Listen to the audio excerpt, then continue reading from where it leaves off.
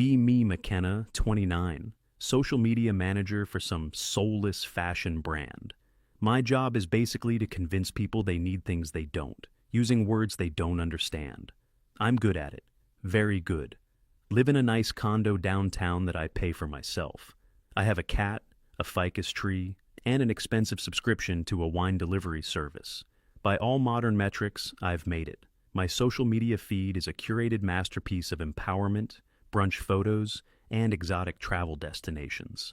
Lots of captions about knowing your worth and cutting toxic people out of your life. My friends and I are the same. We're a little tribe of strong, independent women. Our group chat is a constant stream of screenshots of dumb guys on dating apps and affirmations about how we don't need a man. Except, of course, when we want one for a night. My whole philosophy for the last decade has been about freedom. Freedom to do what I want, when I want, with who I want. My body count is, to put it mildly, extensive. I see it as a badge of honor, a sign that I've rejected patriarchal norms and lived life on my own terms. I've had more fun than most people will have in 3 lifetimes. But recently, something started to shift. It wasn't a sudden change, more like a slow, creeping realization. I'm turning 30 next year. My social media feeds, once filled with wild party pics from my friends, are now slowly being replaced. Engagement rings, gender reveal parties, mortgages. My best friend from college just posted a picture of her ultrasound. It felt like getting hit by a bus. We used to be the ones taking shots at 2 a.m. Now she's picking out names. I called my friend Elena to vent. Elena is my closest friend in the city. We work at the same company, different departments. She's always been the more level-headed one. I told her about the ultrasound picture and how it felt like everyone was moving on to a different chapter. She was quiet for a moment. Then she said something that stuck with me. She suggested that maybe it wasn't a different chapter, but just the natural next one. And maybe it was time for me to think about what my next chapter looked like. I laughed it off, called her an old soul, but the words lingered. That night, I got a text around 11 p.m. It was from Cameron. Cameron is a recurring character. Looks like a model, has the personality of a cardboard box. Our interactions are purely transactional. A text, a meetup, and then radio silence for a few weeks. It used to be exciting. Now, it just felt empty. I looked at his text. You up? For the first time ever, I ignored it. I sat on my couch, sipping my expensive wine, and scrolled through my contacts. It was a graveyard of short-term flings and one-night stands. Names I barely remembered. I realized Elena was right. I was tired. I was tired of the game, tired of the meaningless interactions. I wanted something real, but not just something real. I wanted something to prove I could have it all. I could have the wild past and the stable future. I decided it was time to settle down, but not with just anyone. It had to be someone who was my equal, successful, intelligent, confident. Someone who wouldn't be intimidated by me. A real man, not a boy like Cameron. I had a new project. Operation Find a Husband. A few weeks later, we were at a party. One of our coworkers was leaving the company, so it was a big send-off at his huge loft apartment. It was the usual scene. Loud music, people trying to talk over it, lots of cheap beer, and a few bottles of decent liquor for the important people. I was in my element, holding court with Elena and a couple of other girls from work. I was telling them about my latest dating app disaster. Some guy had the audacity to ask me what I was looking for on the first date. I recounted how I told him I was looking for a good time, not a long time, and how he got all weird and quiet after that. I framed it as a hilarious story about male fragility. Honestly, I said, leaning in conspiratorially, men can't handle a woman who is as free as they are.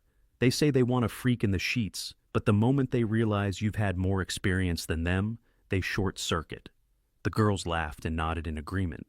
Elena just sort of smiled, that same quiet, reserved smile she always does when I go on one of my rants. And that's when I saw him. His name was Alec. He worked in the engineering department.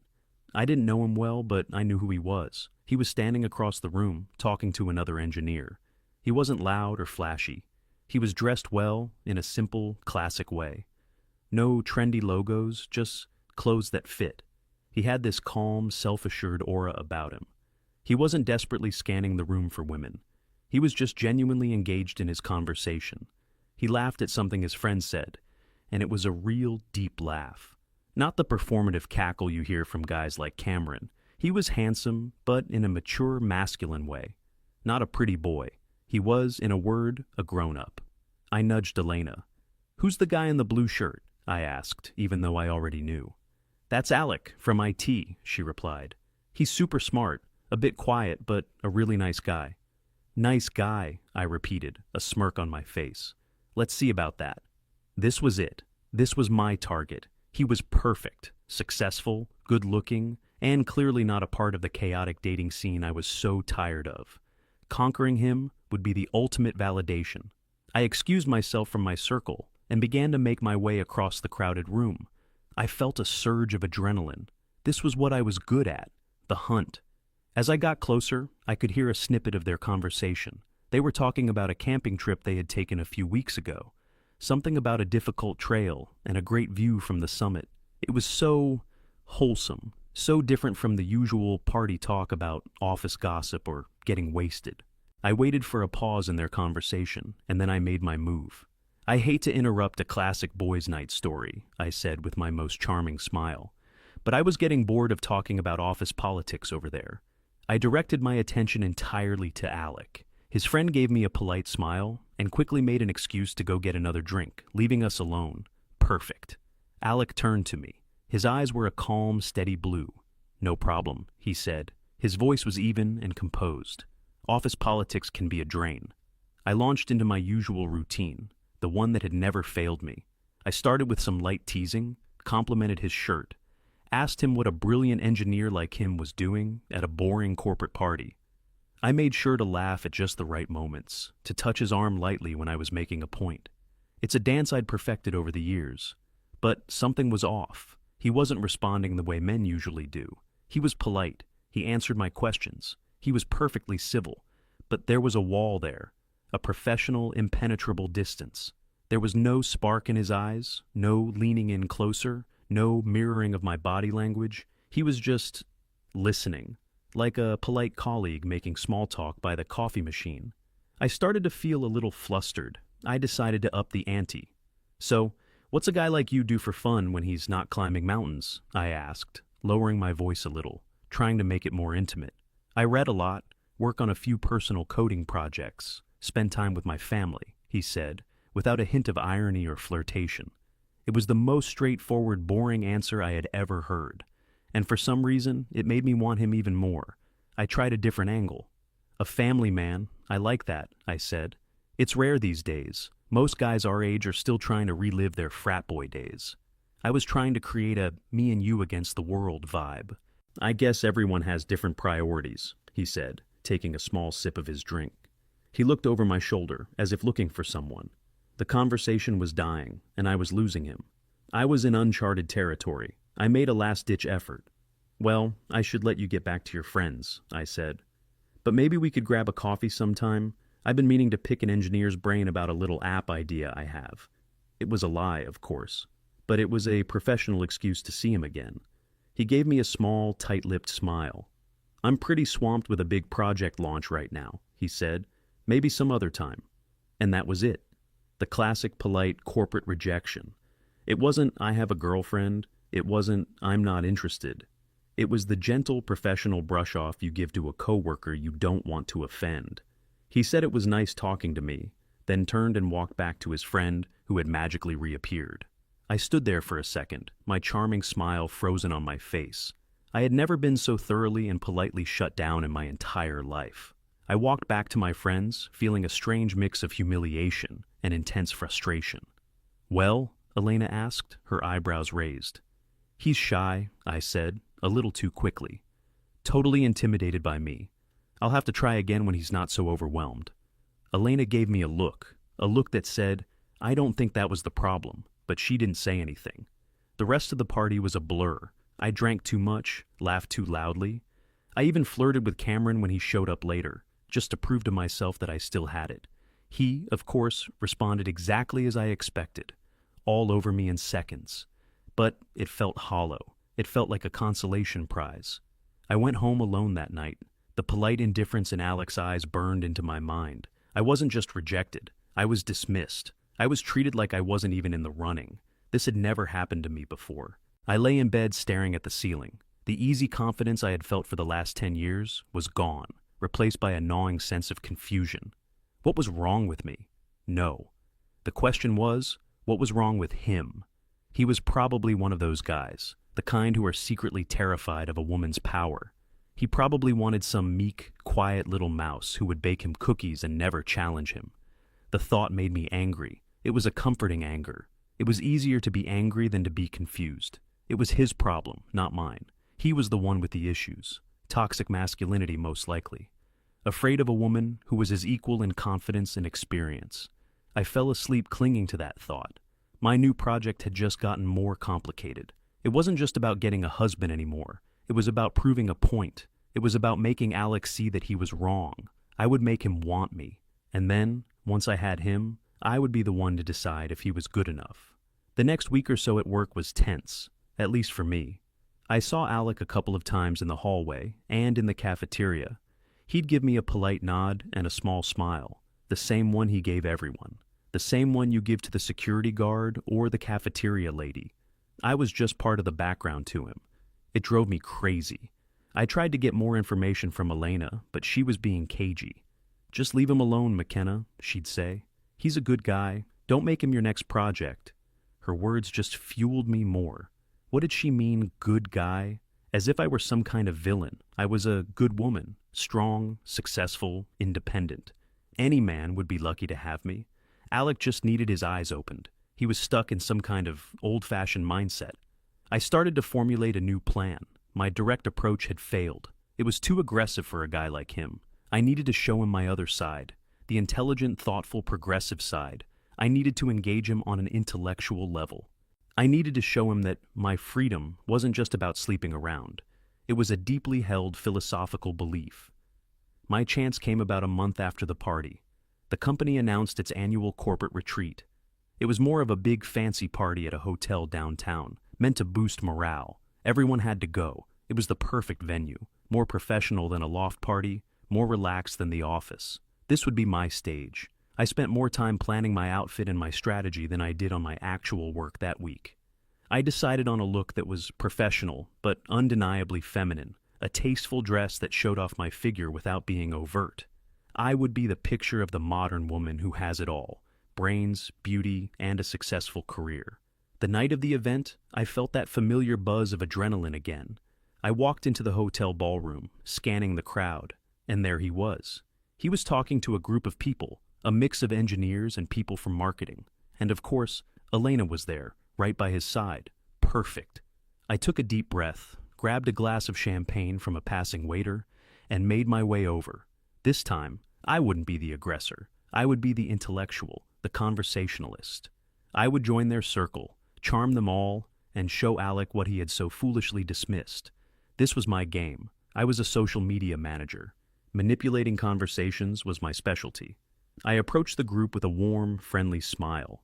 "I hope I'm not interrupting," I said, sliding into the circle next to Elena. They all greeted me warmly, all except Alec, who just gave me that same infuriatingly polite nod. I didn't let it deter me. I listened patiently as they discussed some new software implementation. I nodded intelligently, even though I didn't understand half of what they were saying. I waited for my moment. It came when one of the marketing guys made a joke about his wife being angry at him for working late. It was the perfect opening. "Ah, the classic ball and chain," I said, with a light, playful laugh. "It's amazing how we still cling to these outdated relationship models, isn't it?" The group looked at me, a little surprised by the sudden shift in topic. I had their attention, and I had Alex. He was watching me now, his expression unreadable. I pressed my advantage. "I just think it's fascinating," I continued, adopting a more thoughtful academic tone. "We've evolved in every other area of our lives: technology, career, travel. But when it comes to relationships, so many people are still stuck in the 1950s. "What do you mean?" one of the marketing women asked. "I mean this obsession with monogamy, with ownership," I explained. "This idea that you have to find the one and then lock it down forever. It's so limiting. It creates so much pressure and insecurity." I could feel the atmosphere in the group shifting. It was becoming a little uncomfortable. But I was on a roll. "Think about it," I said, looking around the circle. But my words were aimed directly at Alec. A healthy modern relationship should be based on freedom and trust, not rules and possession. Who your partner was with before you, or who they might be with in the future. It shouldn't matter if the connection you have is real. I took a sip of my champagne, feeling confident. I was sounding smart, progressive, secure. Then I decided to go for the kill. It all comes down to insecurity, really, especially male insecurity. This obsession some men have with a woman's past, with her body count, it's just a manifestation of their own toxic masculinity. They're afraid of being compared. They're afraid of a woman who has her own experiences and isn't defined by just one man. I let the words hang in the air. The marketing guy who made the initial joke looked like he wanted to be anywhere else. Elena was staring at the floor, a slight blush on her cheeks. I had done it. I had laid my entire philosophy on the table. I had shown them all, shown him, that I wasn't just some party girl. I was a woman with a deep modern understanding of the world. I turned to Alec, a triumphant, challenging smile on my face. "Alec," I said, making sure everyone was listening, "you're a logical guy, an engineer. You have to agree that judging someone based on an arbitrary number from their past is completely irrational, right?" The silence was deafening. It felt like the entire ballroom had gone quiet.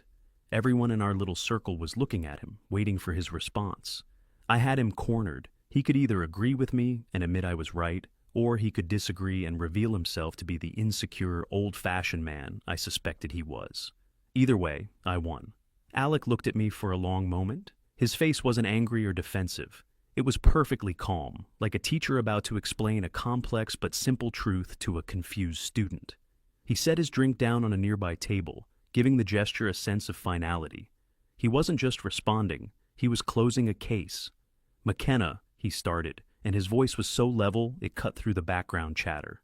"I'm going to be very direct with you, because you've asked a direct question in a very public forum." My triumphant smile faltered a little. This wasn't the flustered defense I was expecting. "You're right about one thing," he said. "I am a logical person, and logically, every decision we make is based on data. We gather data to predict future outcomes." I had no idea where he was going with this. The marketing people looked intrigued. "When I'm looking for a partner," he continued, his eyes locked on mine, "I'm not looking for a weekend diversion. I'm not looking for a fun story to tell my friends. I'm looking for a lifelong partner, a wife, the future mother of my children." The words wife and mother hung in the air. They felt so heavy, so permanent.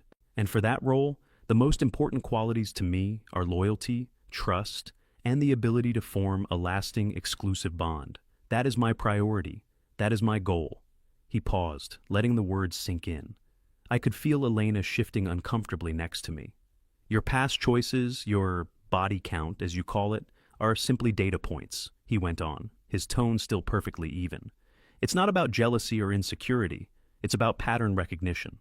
A long history of casual, short-term, non-committal encounters is a data set that strongly suggests a person is not oriented towards, or practiced in, the skills required for a stable, long-term, monogamous relationship." My face felt hot. He was dissecting me like a piece of code. "To use an analogy an engineer would understand," he said, "if I'm going to build a house that I plan to live in for the rest of my life, I want to build it on a solid, untouched foundation. I don't want to build on a plot of land that has been used for countless temporary structures, a place that has been drilled, excavated, and abandoned by dozens of other builders.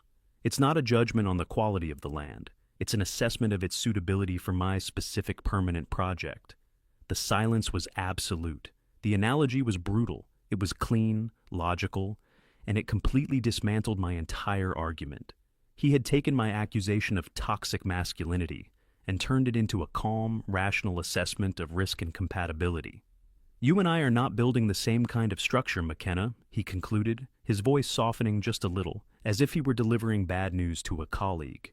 "You're looking for someone to admire your series of impressive tents. I'm looking for someone to help me build a fortress. Our life goals are fundamentally incompatible. So, to answer your question," he said, finally breaking his intense gaze, "it's not irrational to consider a person's past. It's the most rational thing in the world. It's called due diligence." He picked up his drink again. "It was a pleasure talking to you all," he said to the group, giving them a slight nod. Then he turned and walked away, leaving me in the crater of his logic. I felt like I had been publicly stripped bare. The little group around me suddenly found reasons to be elsewhere. The marketing guy remembered he had to find his wife. The woman he was with suddenly needed a refill. Within 30 seconds, it was just me and Elena. I turned to her, my mind reeling, expecting an explosion of supportive rage on my behalf. "Can you believe that?" I stammered, my voice trembling with a fury that was really just masking deep, profound humiliation. The nerve of him. That was the most misogynistic, arrogant thing I have ever heard. I waited for her to agree, for her to say, "What a pig, you're better off without him." But she didn't. Elena looked at me with an expression I had never seen from her before. It wasn't anger, it was pity. "Was it, though?" she said softly. I stared at her, dumbfounded. "What? Of course it was. He compared me to a used-up piece of land." "No, he didn't," Elena corrected me gently. "He didn't call you any names. He didn't insult you. He used an analogy to explain his point of view." "His point of view is sexist," I hissed. "McKenna," she said, her voice firm now, "you publicly cornered him and demanded his opinion. You called his potential preferences a sign of toxic masculinity. You didn't leave him any room to maneuver, so he gave you his honest, logical answer." I felt a fresh wave of betrayal. "So, you're on his side?" "There are no sides," she said, sounding tired. "He wants to get married and have a family. He has a very clear, very traditional idea of what he's looking for in a partner. He has a right to that. Just like you have a right to live your life however you want." Her words were reasonable. They were fair, and that made them hurt even more than Alex. "The problem," she continued, looking me straight in the eye, "is that you spent 10 years living a life that is fundamentally incompatible with the man you've suddenly decided you want. You can't have it both ways. Your choices have consequences." She reached out and touched my arm. "I'm going to go find my husband," she said softly. "I'll see you at work on Monday." And then she walked away, leaving me completely alone in the middle of the crowded ballroom. I felt like the floor had dropped out from under me. My most cherished belief, that I could have a wild past and a stable future, that my choices had no bearing on my ultimate value as a long-term partner, had not only been rejected by the man I wanted, but it had also just been questioned by my best friend. I left the party without saying goodbye to anyone. The taxi ride home was silent. The city lights blurred past the window, a kaleidoscope of colors that just felt gray. When I got back to my condo, the silence was deafening. The ficus tree, the wine subscription, the minimalist furniture, it had all felt like the architecture of a successful life. Now, it just felt like an empty set. I took off the dress I had spent so much time choosing. It felt like a costume. I sat on my couch in the dark, replaying the conversation over and over in my head. His calm, measured voice. A data set that strongly suggests a person is not oriented towards a stable, long-term, monogamous relationship. I'm looking for someone to help me build a fortress. Your choices have consequences. I had always been so proud of my choices. I had worn them like armor, but what if my armor had been a cage all along? What if the freedom I had championed for so long was just the freedom to be alone? I tried to get angry again. I tried to summon the righteous indignation that had always been my shield. He's a dinosaur. He's afraid. He'll end up with some boring doormat and be miserable. But the anger wouldn't come. All I felt was a cold, heavy sadness. Because deep down, I knew he was right. Not that I was used land, but that we were incompatible. I had spent a decade practicing for a game, and he was playing a completely different sport. And I had just found out, in the most public and humiliating way possible, that I didn't know the rules. My phone buzzed on the coffee table. I picked it up. A text message. It was from Cameron. "Hey, party was lame. My place?"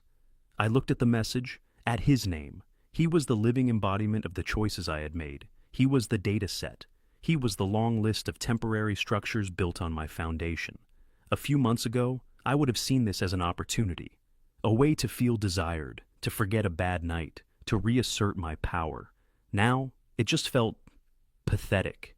He was the consolation prize. The proof that Alec was right. Men like Cameron would always be available to me. Men like Alec would not. I realized with a sickening clarity that the men I wanted didn't want my experience. The only men who valued my experience were the ones who had no intention of staying. I had perfectly optimized myself for the kind of men I no longer wanted, and in the process, I had made myself completely unqualified for the one man I did. I deleted Cameron's text without responding and blocked his number. It was a small, meaningless gesture, but it was all I had. I turned my phone off and tossed it on the couch. I walked over to my laptop and opened it up. My social media profile was the home page. There I was, McKenna, smiling, confident, independent. I scrolled down my own feed, looking at my life through a new lens. There was a picture of me and Elena from a few years ago, raising glasses of champagne. The caption was, "Who needs a man when you have a best friend and a bottle of bubbly?" Elena was now married. She was with her husband at the party tonight. She had left me to go find him. I kept scrolling. A picture from a trip to Spain, me kissing a handsome stranger on the cheek. Caption, "Making memories all over the world." I couldn't even remember his name. He was just another data point. Another one, a quote I had shared.